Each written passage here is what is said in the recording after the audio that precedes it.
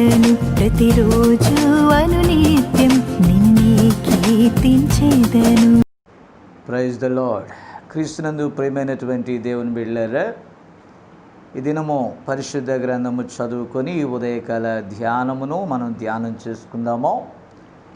కీర్తనల గ్రంథము 130వ అధ్యాయము 1-2 వచనాలను నేను చదువుతాను.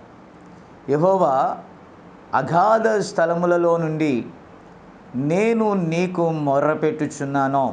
ప్రభువా, నా ప్రార్థన ఆలకింపుము, నీ చెవి యొగ్గి నా ఆర్తధ్వని వినుము. చిన్న ప్రార్థన చేద్దాం. ప్రేమ కలిగిన మా తండ్రి, లేఖనము నీది నాయనా. ఈ లేఖనములో నుండి నీవు మాతో మాట్లాడండి ప్రభా. తద్వారా నీ బిడలకు శక్తిని, బలమును, ధైర్యమును, నెమ్మదిని దయచేయండి. ఈ లోకంలో మమ్మల్ని ధైర్యపరిచేది, బలపరిచేది, శక్తినిచ్చేది, ఆరోగ్యముతో నింపేది కేవలము నీ వాక్కు మాత్రమే. నీ వాక్యం సెలవిస్తుంది ప్రభా, నా వాక్కును పంపి నేను వారిని స్వస్థపరిచెదను అని. కేవలం నీ మాట మాత్రము చాలయ్య. నీ మాట సెలవు చేత ఎన్నో అద్భుత కార్యాలు చేశారు. ఈ ఉదయకాల ధ్యానంలో మీరు మాకు తోడుగా ఉండి నాయన, నీ కృప దయచేయండి. నీ బిడ్డలతోనూ మాతోనూ మీరు మాట్లాడి బలపరచుమని, తద్వారా నీ నామానికి మహిమ తెచ్చుకోమని యేసు నామమున అడుగుచున్నాము. ఆమెన్. క్రీస్తునందు నా ప్రియమైనటువంటి దేవుని బిడ్డలారా, నిజముగా నేడు అత్యంత అవసరమైనది ఏదైనా ఉందయ్యా అని అంటే ఖచ్చితంగా ప్రార్థన అనే చెప్పాలండి. మనకెన్నో కార్యక్రమాలు మరి ఒక 5-6 నెలల క్రిందట బిజీగా ఉన్నాం. వాటిలో మునిగి తేలాం. షెడ్యూల్ ఉండేది, ఈ నెలలో ఇన్ని మీటింగ్స్ ఉన్నాయి, పలానా చోట మీటింగ్ ఉంది, లేకపోతే పలానా చోట సేవకుల మీటింగ్ ఉంది, పలానా చోట పలానా చోట పలానా. చాలా బిజీగా ఉండేవాళ్ళం. కాబట్టి ప్రయాణాలు సరిపోయాయి, వెళ్ళటానికి రావటానికి, ఆ వస్త్రాలు సిద్ధపరచుకోవటానికి, అలాగే అక్కడ జరిగే కార్యక్రమాలు నిమగ్నమై మనం ఎంతో బిజీగా గడిపి ఉన్నాం. అయితే ప్రియమైన దేవుని బిడ్డలారా, అలాగే మనము బోధించుటయందు ప్రజలను సంతోషపెట్టేటటువంటి వర్తమానాలు మనం ఎంతో చక్కగా ఉపదేశించాం. ఎంతో ఘనమైనటువంటి ఈ కాలపు వర్తమానాల ద్వారా ప్రజలు కూడా దీవించబడ్డారు, ఆశీర్వదించబడ్డారు. దానిని చూసి మనం ఎంతో సంతోషించాం. అయితే మరి ఇప్పుడు అలాంటి పరిస్థితులు లేనప్పుడు దేవుడు దేనికో ఒక పని కోసం మనలను ఆపి ఉన్నాడు అని మనం గ్రహించాలి. ఎందుకంటే రోమీయులకు రాసిన పత్రిక 8:28 ప్రకారము ఆయన మేలు కలుగుటకై సమస్తమును సమకూడి జరిగిస్తున్నాడంట. కాబట్టి ఆయన సమకూర్చి ఆ పనిని ఏర్పాటు చేసినప్పుడు మనము గృహము యొద్ద ఉండుట కూడా దేవుని చిత్తమే అని మనం అనుకోవాలి. ఎందుకంటే దేవుని ప్రేమించే వారికి అది మేలే అన్నాడు. ఇప్పుడు ఆయన చిత్తం లేకుండా మనం ఇక్కడ ఉండం. కాబట్టి మనము గృహాలలో ఉన్నాము అని అంటే, నేను చెప్పినట్టుగా గతంలో కొన్ని కార్యక్రమాలు నిర్వహించాం, బోధించాం, వాటిలోనే ఉన్నాం. అయితే ఈరోజు మనకి అత్యంత అవసరమైనది ఒకటి ఉంది. అదేంటంటే ప్రార్థన. ఇప్పుడు ప్రార్థన చేయటం కోసమే దేవుడు మనలను ఇలాగూ ఈ సమయాన్ని ఇచ్చాడేమో అని నేను అనుకుంటున్నానండి. కాబట్టి దైవ సేవకులు, ఈ కాలపు ప్రవక్త పలు ప్రసంగాలలో మనకి కొదువుగా ఉన్నది ఒక్కటే, అది కేవలం ప్రార్థన మాత్రమే అని చెప్పాడండి. ఆనాటి అపోస్తుల యొక్క విజయాలను మనం చూస్తే వారు ప్రార్థన మీదే సంఘాలను కట్టారండి. ప్రార్థన లేకుండా వారు చిన్న అడుగు కూడా వేయలేదు. వారు దైవ చిత్తాన్ని కనుగొనాలన్నా ప్రార్థన చేశారు, దైవ దర్శనాన్ని తీసుకున్నారు, ఆత్మచేత నడిపించబడ్డారు. కాబట్టి ప్రార్థన ప్రార్థన ప్రార్థన అడుగడుగున వారు సాగి వెళ్ళేటటువంటి ప్రతి విషయానికి ముందుగా వారు ప్రార్థన లేకుండా ఒక అడుగు కూడా వేయలేదండి. అపోస్తుల కార్యాలు 2వ అధ్యాయము 42వ వచనాన్ని మనం చూస్తే అక్కడ ఉన్నటువంటి మరి ఆ 7 మెట్లను గూర్చి ప్రాథమిక సూత్రాలలో ఒక భాగంగా వర్తమానంలో బోధిస్తున్నాం. కాబట్టి ఈ 42వ వచనాన్ని మనం సంపూర్ణంగా గ్రహించలేకపోతున్నాం. ఇక్కడ అపోస్తుల బోధ యందును సహవాసమందును మాత్రమే కాదు, రొట్టె విరుచుట యందును, చివరిగా మనం చూస్తే ప్రార్థన చేయుట యందునో వారు ఎడతెగక ఉన్నట్లుగా మనం చూస్తున్నామండి. Praise the lord. కాబట్టి బోధ, సహవాసము, రొట్టె విరుచుట ఇవన్నీ మన బిజీ షెడ్యూల్. అయితే ఫైనల్గా ప్రార్థన చేయుట యందును వారు ఎడతెగక ఉండిరి. చూసారా? కాబట్టి అపోస్తుల విధానము ఈ కాలపు ప్రవక్త మనకి మరలా ఆ అసలైన పునాది మీదకి మనల్ని తీసుకుని వెళ్ళి, కాబట్టి పిల్లలమైన మనలను మన పితరులైన అపోస్తులైనటువంటి తండ్రుల యొద్దకు నడిపించినప్పుడు మనం ఆ తండ్రులు చేసిన కార్యాలే పిల్లలలో ఉండాలా, అనగా తండ్రి గుణాలే పిల్లల్లో ఉండాలి. Praise the lord. కాబట్టి వారు పరిపూర్ణులుగా ఉన్నారు అని అంటే వారు అన్నీ స్వీకరించారండి బైబిల్లో. మనం ఏంటంటే కొన్ని స్వీకరిస్తున్నాము, మనకు నచ్చని వాటిని పక్కన పెడుతున్నాం. బోధ విషయం బోధిస్తున్నాం, రొట్టె విరుచుట యందు ఇవన్నీ కార్యక్రమాలు చక్కగా షెడ్యూల్ ప్రకారం మనం చేసాం. కానీ ప్రార్థన చేయుట యందు వారు ఎడతెగక ఉన్నారన్న సంగతిని విస్మరిస్తున్నాం. కారణం ఏంటంటే మనకు టైం లేదండి, బిజీ షెడ్యూలు. అక్కడికి వెళ్ళాలి, ఇక్కడికి వెళ్ళాలి, అది చేయాలి, ఇది చేయాలి, ఏదేదో చేయాలి. కానీ అన్నీ చేస్తున్నాం, కానీ దేవునిని సంతోషపెట్టే కార్యం మాత్రం మనం చేయట్లేదు. ఎందుకంటే ప్రార్థన అంటే ప్రభువుతో మాట్లాడుట అండి. కేవలం ఏకరువు పెట్టి మనం చేయటమే కాదు, ఆయన చెప్పేది కూడా మనం వినాలి. ఆయన వాక్యమై ఉన్నాడు, ఆయన వాక్యం ద్వారానే మాట్లాడతాడండి. చాలా కాలం క్రిందట నేను ప్రభు సన్నిధానంలో ఆ సేవలోకి వచ్చిన తొలి దినాల్లో ప్రభా ఎలా బ్రతకాలనైనా, ఎలా జీవించాలి, ఏం కథ. పిలిచినవాడు నమ్మదగిన దేవుడు, కానీ శరీరము బలహీనం. కాబట్టి బలహీన తలంపులు నన్ను వేధించినప్పుడు ఏ రీతిగా బ్రతకాలి ప్రభా, ఎలా జీవించాలి అని అంటే నా హృదయంలో ఆయన మెల్లని స్వరం వినపడుతుంది. మత్తయి సువార్త 6వ అధ్యాయం మరి 25 నుండి చదవమన్నప్పుడు, ఆకాశ పక్షులను చూడు, అవి విత్తవు, కోయవు, కొట్లలో కూర్చుకొనవు, వాటిని పోషించుచున్న నేను ఆమీన్ నిన్ను కూడా పోషిస్తాను అను మాటను పలుమార్లు దేవుడు నా హృదయంలో పెట్టాడు. గ్రంథం తీసుకొని చదివితే నా ప్రార్థనకి క్లియర్ కట్లో జవాబు దొరికిందండి. దేవునికి స్తోత్రం. ఆనాటి నుండి ఈనాటి వరకు నాకు కలిగినటువంటి సమస్యల్లో, బాధల్లో, ఇబ్బందుల్లో ఈ వాగ్దానము నన్ను ఆదరిస్తూ ఉంటుంది. ఎందుకంటే మన పిలుపును, ఏర్పాటును మనం నిశ్చయం చేసుకోవాలి. నేను ఒకటే నమ్ముచున్నాను, పిలిచిన దేవుడు నమ్మదగిన దేవుడు అండి. ఈ కాలపు ప్రవక్త అంటాడు, ఆయన నిన్ను పిలిచినట్లయితే నీ అవసరతలన్నీ కూడా ఆయన చూసుకుంటాడు. నీ అవసరతలు తీరట్లేదు, నువ్వు శోధించబడుతున్నావు, ఎల్లవేళలా శ్రమలోనే ఉన్నావు. మన జీవాత్మ క్షీణించిపోయేటంతగా ఆయన మనలను శ్రమ పెట్టాడండి. మనం ఎంతకాలం ప్రార్థన చేసినా ఆ ప్రార్థనకు జవాబు రాలేదు అని అంటే నీవు దైవ చిత్తంలో ఎక్కడో తప్పిపోయావనే అర్థం. ఎందుకంటే మన ప్రార్థనలకు ఆయన జవాబు ఇవ్వకుండా ఉండడు. కాబట్టి ఆనాటి నుండి ఈనాటి వరకు నాకు అలాంటి శ్రమ, కష్టం వచ్చినప్పుడల్లా ఆ వాగ్దానములను దేవుని సన్నిధిలో ఎత్తి నేను ప్రార్థించినప్పుడు శీఘ్రముగా నా ప్రార్థనలకు జవాబు రావటం నేను ఎంతో స్పష్టంగా చూశానండి. దేవునికి స్తోత్రం కలుగును గాక. కాబట్టి మన ప్రభు అయిన యేసుక్రీస్తు కూడా ఆయన సేవ ప్రారంభంలో, ముగింపులో, మధ్యలో 3.5 సంవత్సరాల పరిచర్యలో ఆయన ప్రార్థనతోనే ప్రారంభించాడు, ప్రార్థనతోనే ఆయన ముగించాడండి. దేవునికి స్తోత్రం కలుగును గాక. మార్కు సువార్త 1వ అధ్యాయం 35వ వచనంలో మీరు చూస్తే ఆయన పెందల కడనే లేచి ఇంకా చాలా చీకటి ఉండగానే అరణ్య ప్రదేశంలోనికి వెళ్ళి అక్కడ దేవునికి ప్రార్థన చేసినట్లుగా మనం చూస్తున్నామండి. కాబట్టి ఆ దినమును ఆయన ఎదుర్కోవటానికి ప్రార్థననే ఆయన ఉపయోగించుకున్నాడండి.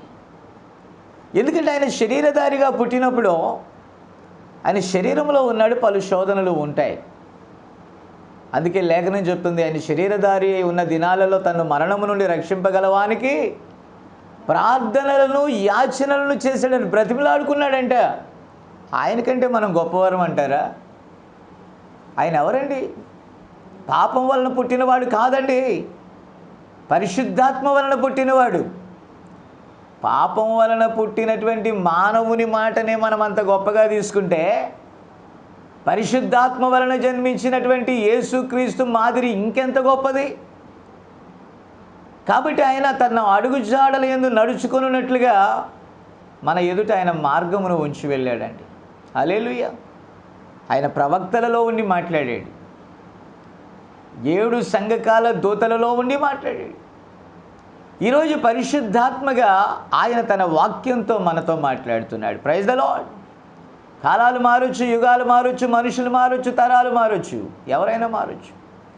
పరిశుద్ధాత్మ తన వధువును తీసుకొని వెళ్ళే వరకు ఆయన మన మధ్య ఉండి మాట్లాడుతూనే ఉంటాడు. దేవుని స్తోత్రం కలుగును గాక. ఆయన ఎందుకంటే ఆయన ఇచ్చిన ప్రామిస్ మనకు తెలుసు, యుగ సమాప్తి వరకు నేను మీతో ఉంటాను, మీలో ఉంటాను. లోకం మరి అన్నడు చూడదో, లోకం మరి అన్నడు చూడదో, అయితే మీరు చూస్తారు. ఆమెన్. ఈరోజు దేవుని ఆత్మ నడిపింపు కోసం ఎంతమంది అడుగుచున్నారు? పరిశుద్ధాత్మ చేత నడిపించబడడం కోసం ఎంతమంది అడుగుచున్నారు? అడగరండి. కాబట్టి పరిశుద్ధ గ్రంథాన్ని చదువువారు చాలామంది ఉన్నారు, బోధించువారు కోకొల్లలుగా ఉన్నారు. దైవదాసుడి కాలపు ప్రవక్త అంటాడు, వారి బోధ విశేషముగా అనేకులను ఆకర్షిస్తుంది, అనేక మంది గుంపులను నడిపిస్తుంది, కానీ శ్రేష్టమైన వర్తమానం గాయపరుస్తుంది, కానీ వారిని సరిచేస్తుంది అని చెప్పాడు. దేవునికి స్తోత్రం కలుగును గాక. కాబట్టి లేఖనాలను ఒళ్ళవేసే వాళ్ళు ఎందరో ఉన్నారండి. అలాగే ఈ కాలపు వర్తమానాన్ని మనం బోధించేటటువంటి బోధకులకు అనేకులు ఉన్నాం, మంచిది. కానీ 2 తిమోతి 3:5 ప్రకారం పైకి మనం ఎన్ని మర్మాలైనా చెప్పొచ్చు, ఎన్ని గొప్ప గొప్ప కార్యక్రమాలైనా నిర్వహించవచ్చు, ఎందుకంటే నీకున్న జ్ఞానం కానీ తెలివి కానీ. అంత మాత్రం చేత శక్తి లేకపోతే అది వ్యర్థమేనండి.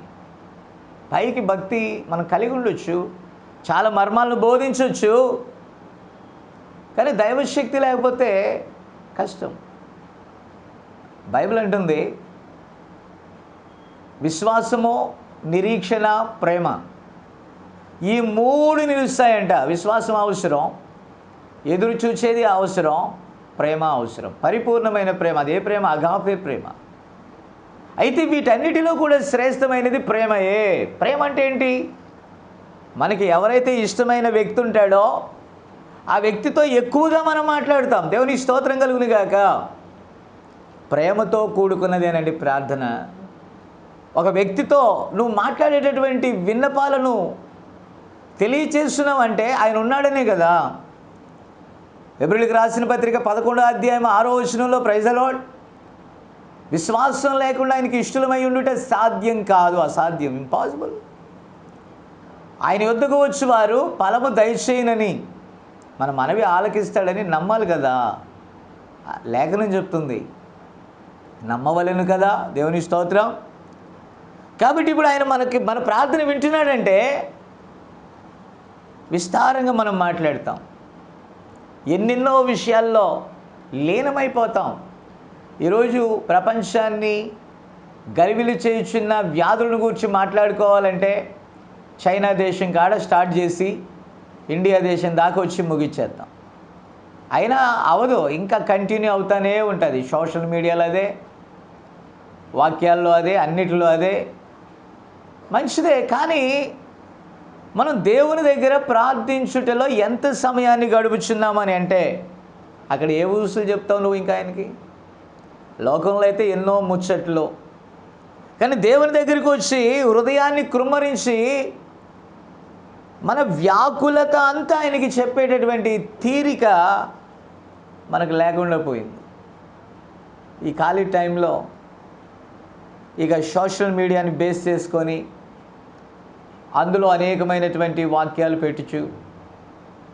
అనేకమైనటువంటి కోట్స్ పెట్టుచు ఏదేదో ఎంకరేజ్మెంట్ చేస్తూ వాళ్ళని ఆనందింపచేస్తూ దాన్ని ఎవరైనా లైక్ చేస్తే మనం ఆనందిస్తూ గడుపుతున్నామే.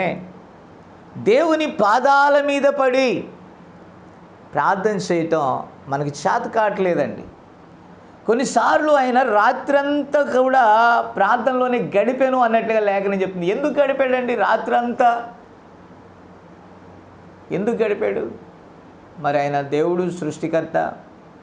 ఆయన లేకుండా ఈ లోకంలో ఏది జరగలేదు. పౌలు గారు అన్నాడు, జీవమునకు ఆయన మూలమై ఉన్నాడు. ఆదియు, ఒక కార్యమునకు ఆయన ఆదియు అంతమునై ఉన్నాడు. అంతటి మహాదైవమే శరీరధారి అయి ఉన్న దినాల్లో అంతగా ప్రార్థన చేస్తే మనం ఎందుకు ఆ ప్రార్థనని పోస్ట్ పోన్ చేయాలండి? కాబట్టి ప్రియులరా, ఆనాడు ఎస్తేరు తన ప్రజలైన యూదుల కోసం తన కోసం ఉపవాసం ఉండి ప్రార్థన చేయమని అడిగింది. ఆమె వెళ్ళి రాజు సముఖములో నిలిచింది. రాజు యొద్ద అధికారం తీసుకొని శత్రునాశనం చేసిందండి. దేవునికి స్తోత్రం. అందులో ఉపవాసం యొక్క బలముంది, ఆమె యొక్క ధైర్యం ఉంది. ఆ ఉపవాస బలమే ఆమెను ధైర్యపరిచి ఆ ప్రార్థనలే ఆమెను తీసుకుని వెళ్ళి అహష్వేరోషు దగ్గర నిలబెట్టడం, అతడికి ఆమె ఎడల దయ పుట్టించడం, ఇన్ని కార్యక్రమాలను చేసింది. వెనకాల ఏంటో తెలుసా? ప్రేయర్. దైవదాసులు, ప్రవక్త అయినటువంటి విలియం బ్రెనామ్ గారు సువార్తకు వెళ్ళినప్పుడు సంఘము, దైవజనురాలు, పిల్లలతో సహా, వృద్ధురాలైన తల్లితో సహా ఎంతో ప్రార్థన చేసేవాళ్ళంట. ఈరోజు మన పిల్లలకు ప్రార్థన చేయటం మనం నేర్పుకోలేకపోతున్నాము. సేవకురాండ్రు ప్రార్థించేవారుగా లేరు. బిజీ షెడ్యూల్లో ఉంటారు, ముచ్చట్లలో ఉంటారు. పలానా చోట పలానా జరిగిందంట, పలానా చోట పలాంది వచ్చిందంట, ఏదో అయిపోతుందంట. వారు ఆందోళన పడతారు. బయట ఉన్న ఆందోళన అంతా తెచ్చి ఇళ్లల్లో కృమ్మరిస్తారు. అలాగే పిల్లలు కూడా. కాబట్టి నా ప్రియమైన దేవుని బిడ్డలారా, అలా ఉండకూడదు. ఒక దాని విషయం అందరూ కూడా ఏకీభవించి ప్రార్థించాలండి. ఆనాడు నోవాహు తన ఇంటి వారి రక్షణ కొరకు వాడని సిద్ధం చేసుకున్నాడు. ఈ నోవాహు తన ఇంటి వారందరినీ ఆ వర్తమానానికి ఒప్పించాడండి. జలప్రళయం వస్తుంది, ప్రమాదం వస్తుంది, హెచ్చరిక వస్తుంది, మంచిదే. ఆ హెచ్చరిక నుండి తప్పించుకునే మార్గం కోసం వారందరూ కూడా ఏకతాటి మీదకి వచ్చారండి. కుటుంబం అంతా పరిచర్యలో పాల్గొంది. కాబట్టి ఆ కుటుంబము ఆపత్కాలంలో రక్షించబడింది. Praise the Lord. విపత్కరమైనటువంటి పరిస్థితిలో నుండి తప్పించుకుందండి. కానీ లోతు కుటుంబం ఉంది, శోధన నుండి తప్పించుకున్నట్టుగా ఉంది, కానీ క్రమము మిస్ అయిపోయిందండి. కాబట్టి నా ప్రియమైన దేవుని బిడ్డలారా, మన ప్రభువు తన యొక్క కార్యమును ముగించేటటువంటి దశలో ఆయన ఎల్లప్పుడూ వాడుకగా వెళ్ళేటటువంటి ఒలీవల తోటకు వెళ్ళి రాత్రి వేళ తన చెమట రక్త బిందువుగా మారేటంతగా విలపించాడు. ముమ్మారు అలాగే ప్రార్థించాడు. సాధ్యమైతే ఈ గిన్నె నా యొద్ద నుండి తొలగించు. దేవుని చిత్తానికి అప్పగించుకున్నాడండి. అయినను నా చిత్తం కాదు, నీ చిత్తమే జరుగునుగా. కానీ ప్రభువుకి దేవునికి అప్పగించుకొని విజయం సాధించాడు. ఆమేన్, హల్లెలూయా. ఆ శ్రమను తట్టుకోగలగటానికి తగిన శక్తిని ప్రార్థన ద్వారా సంపాదించాడు. అప్పుడు శిష్యులు అక్కడ నిద్రపోతూ ఉంటే ఏమన్నాడు తెలుసా? మీరు శోధనలోనికి వెళ్ళాక ఇబ్బంది పడతారు, కాబట్టి శోధనలో ప్రవేశింపకుండు నిమిత్తమో లూకాసు సువార్త 22:46 మీరు చూడండి. మెలకువగా ఉండి ప్రార్థన చేయమన్నాడు. శోధనలోకి వెళ్ళిన తర్వాత ఆ బాధే మనకు సరిపోద్ది. ఇక ప్రార్థన చేయడానికి సమయం ఎక్కడ ఉంటుందండి? శోధన వచ్చింది, ఇంకా మనం శోధనకు బయటే ఉన్నాం. అది మన మీదకి రాకుండా తప్పించుకునేలాగిన శోధనలో ప్రవేశింపకుండానే ముందుగానే మనము ప్రార్థన చేస్తే శోధన దేవుడు తప్పిస్తాడు. అలాగే శిష్యులు కూడా, నా ప్రియమైన దేవుని బిడ్డలారా, 120 మంది పైనుండి మీరు శక్తి పొందు వరకు పట్టణంలో నిలిచి ఉండమని చెప్పినప్పుడు దైవ శక్తిని, పరిశుద్ధాత్మను పొందుకోవటానికి 120 మంది మేడగదిలో ఎడతెగక ప్రార్థన పొందుకునేటంత వరకు. నా ప్రియమైన దేవుని బిడ్డలారా, ఈరోజు మన పరిస్థితి ఏంటి? లోకమంతా భయంతోనో భీతితోనో నిండి ఉంది. క్రీస్తు యొక్క వధువు కూడా భూమి మీదే ఉంది. ఆమె యుద్ధ భూమిలో ఉంది. ఈ తెగుళ్ళు మన కోసం కాకపోవచ్చు, ఈ శోధనలు మన కోసం కాకపోవచ్చు, కానీ మన ప్రభు చేసిన ప్రార్థన ఒకసారి జ్ఞాపకం చేస్తున్నాను చూడండి. యోహాను సువార్త 17వ అధ్యాయము 15వ వచనం. నీవు లోకములో నుండి వారిని తీసుకొని పొమ్మని నేను ప్రార్థించడం లేదు, కానీ దుష్టుని నుండి, పుట్టినోట్లో ఉంది, కీడు నుండి వారిని కాపాడమని ప్రార్థించుచున్నాను. చూసారా? అంటే కీడు ఉంటుంది కదా లోకంలో. కాబట్టి ఇప్పుడే తీసుకెళ్ళమని కదా, వాళ్ళ పని అక్కడ ముగించాలి, వాళ్ళ యుద్ధం అక్కడ జరిగించాలి, వారు విజయం పొందాలి. ఆమేన్. కాబట్టి కీడు నుండి తప్పించమని ప్రార్థన చేస్తున్నాను అన్నాడు మన ప్రభు. ప్రియమైన దేవుని బిడ్డలారా, మనం దేవుని సొత్తే. కానీ సాతానుగాడికి కావాల్సింది కూడా ఏంటో తెలుసా? దేవుని సొత్తునే అపహరించాలని వాడు చూస్తాడు. గమనించండి. కాబట్టి మనం తప్పక ప్రార్థన ద్వారా, వాక్యం ద్వారా అపవాదిని జయించాలి. మన ప్రభువు తన సేవ ప్రారంభంలో 40 దినాలు ఉపవాసం ఉన్నాడండి. ఆయన 40 దినాల ఉపవాస ప్రార్థన ముగించిన తర్వాత అపవాది వచ్చి ఆయనను శోధించడానికి చూసినప్పుడు ఆ 40 దినాల ప్రార్థనా శక్తి ఆయనలో వాక్యమును రగిలించినప్పుడు, ఎందుకంటే ఆయన వాక్యమై ఉన్నాడు. ఆమేన్. దాని ముప్పేట దాడిని ఎదిరించాడండి. దేవునికి స్తోత్రం కలుగును గాక. అలాగే ఈ కాలపు ప్రవక్త అయినటువంటి విలియం మరియన్ బ్రెన్హామ్ గారి విషయంలో, నా ప్రియమైన దేవుని బిడ్డలారా, అనేకులు ఆయన ఇంటిని ఎల్లప్పుడూ తాగుతూ ఉండేవాళ్ళు. ఎందుకంటే ఆయన దగ్గర ఉన్నటువంటి వరము, శక్తిని బట్టి. కొన్నిసార్లు ఆయన బాగా అలసిపోయాడని చెప్పి భార్య, పిల్లలు ఆయన లేడని చెప్పిన రోజులు కూడా ఉన్నాయి. అయితే లోపల నుండి ఆయన విని చూచి ఆ బలహీనలను అలాగే పంపలేక ఎంతో అలసిపోయినప్పటికీ కూడా వెళ్ళి ప్రార్థన చేశాడు. దేవునికి స్తోత్రం కలుగును గాక. కొన్నిసార్లు ఆ ఫోన్స్ ద్వారా వచ్చినటువంటి ప్రార్థనలను బట్టి ఆ రిసీవర్ అలాగే ఉంచి మోకరించి హృదయాన్ని కృమ్మరించి ప్రార్థిస్తే ఆ బలహీనులు బాగుపడ్డారు. కాబట్టి మనము నిజంగా ప్రసంగాలతో విసిగిపోయి ఉన్నాం. మంచిదే, దేవుని సువార్త చెప్పాలి, ప్రసంగించాలి. ప్రతి భక్తునికి అది విధి. అలాగే దేవుణ్ణి సంతోషపెట్టే ప్రార్థన కూడా మనకు ఉండాలండి. ఆ ప్రార్థన బలము ద్వారానే మనం అపవాదిని జయించగలుగుతున్నామనే సంగతి జ్ఞాపకం చేసుకోవాలని నేను ప్రభు పేరట మనవి చేస్తున్నాను. నిజమైనటువంటి భక్తులు ప్రార్థనను ఊపిరిగా కలిగి ఉన్నారండి. అపోస్తుల కార్యాలు 2వ అధ్యాయం 20-21 వచనాలు మనం చూస్తే, ప్రభువు ప్రత్యక్షమగు ఆ మహాదినము రాకమునుపు సూర్యుడు చీకటిగాను చంద్రుడు రక్తముగాను మారును. అప్పుడు ప్రభువు నామమును బట్టి ప్రార్థన చేయువారందరూ రక్షణ పొందుదురు అని వ్రాయబడి ఉంది. నిజమే, మన కాలం యొక్క ముగింపులోకి వచ్చాం. కాబట్టి మనము ఆయన నామమును బట్టి ప్రార్థన చేస్తూ ఉండాలని లేఖనం చెప్తుంది. దైవజనులు ప్రసంగించినటువంటి నిరాశలో అనేటటువంటి వర్తమానంలో ఆ డిస్పిరేషన్ అనగా కృంగిన వేళలో, ఆ కృంగుబాటు సమయంలో, ఆ వ్యాధుల్లో కానీ బాధల్లో కానీ మరణాపాయ కాలంలో వారు పెట్టిన కేక, ఆర్ద్రతతో కూడినటువంటి కేక దేవుడు విని వారిని బాగు చేశాడంట. దేవునికి స్తోత్రం.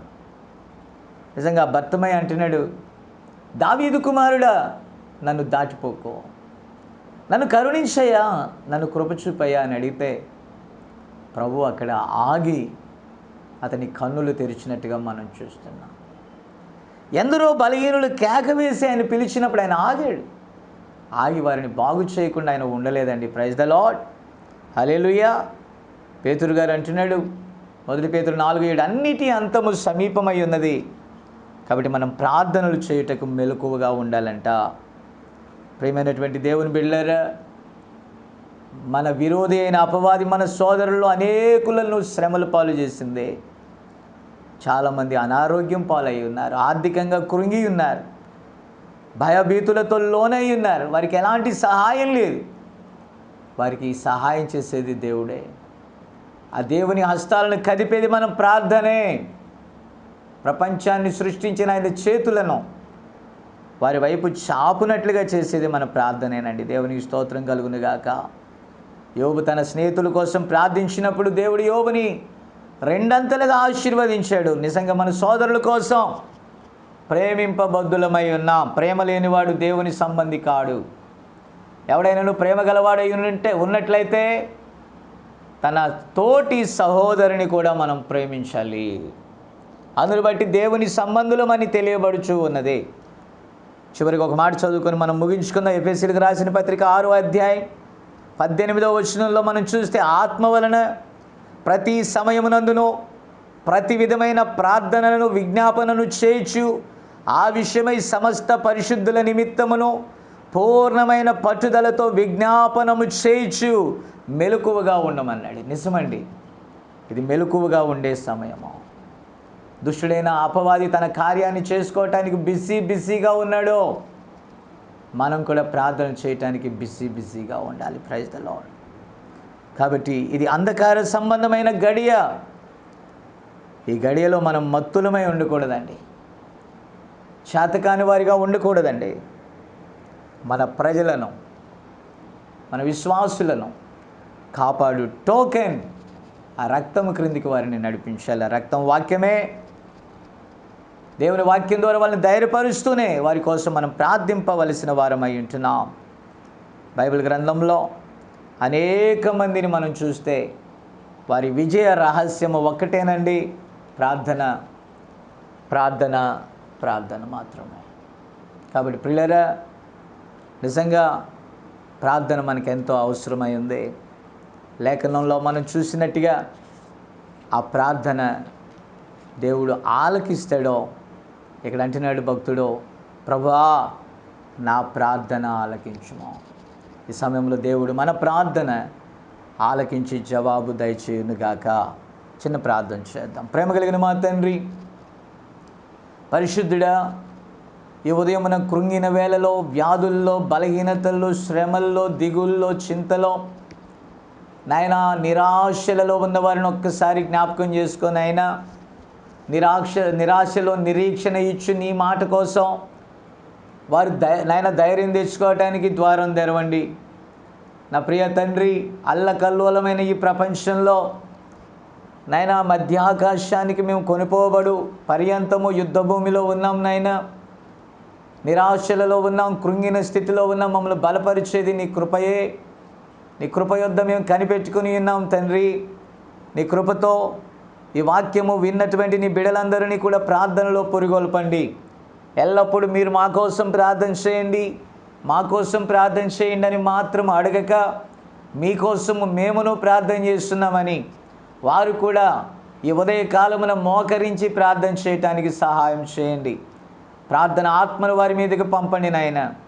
రోమా 8:26లో నాయన నీవు సెలవిచ్చి ఉన్నావు, యుక్తముగా మేము ఎలా ప్రార్థన చేయాలో మాకు తెలియదు కానీ ఉచ్చరింప శక్యము కాని మూలుగులతో నాయన ప్రార్థన చేయించేటటువంటి దేవుడివై ఉన్నావు తండ్రి. నీకు వందనాలు.